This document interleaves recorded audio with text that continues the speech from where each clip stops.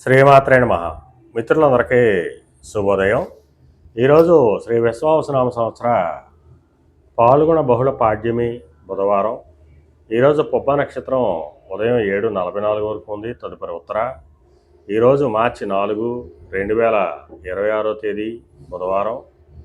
ఈరోజు దుర్ముహూర్తం ఉదయం 11:50 లాగైతే 12:37 వరకు ఉంది. వర్జ్యం ఇవ్వబడలేదు. ఈరోజు నక్షత్రాలు అనేటువంటి పుబ్బ ఉత్తర నక్షత్రాలు ఎవరికి తారాబలం కుదురుతుందో మనం పరిశీలించినట్టయితే రోహిణి, హస్త, శ్రవణం ఈ నక్షత్రంలో జన్మించిన మన మిత్రులందరికీ కూడా ఈరోజు నక్షత్రాలు అనేటువంటి పుబ్బ ఉత్తర నక్షత్రాలు అనుకూలంగా ఉంటాయి. అందువలన ఇప్పుడు చెప్పుకున్నటువంటి నక్షత్ర జాతకులందరికీ ఈరోజు శుభకరంగా ఉండే అవకాశం ఉంది. అలాగే ఈరోజు రాశి ఫలాలను మనం పరిశీలించినట్టయితే మేషరాశిలో జన్మించిన వాళ్ళకి సంతానానికి సంబంధించిన శుభవార్తలు అంటారు. వృషభ రాశిలో జన్మించిన వాళ్ళకి ఆకస్మిక ప్రయాణం చేయాల్సిన ఉంటుంది. మిథున రాశిలో జన్మించిన వాళ్ళకి పరాక్రమంతో ఆదాయాలు ఏర్పడతాయి. కర్కాటక రాశిలో జన్మించిన వాళ్ళకి ధనాదాయం వృద్ధి చెందుతుంది.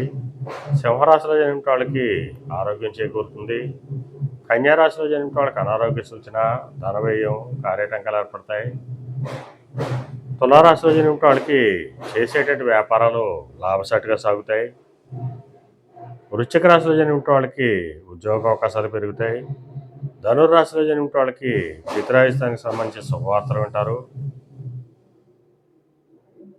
మకర రాశిలో జన్మించిన వాళ్ళకి అనారోగ్య సూచన, ధనవ్యయం, కార్యటంకాలు ఏర్పడతాయి.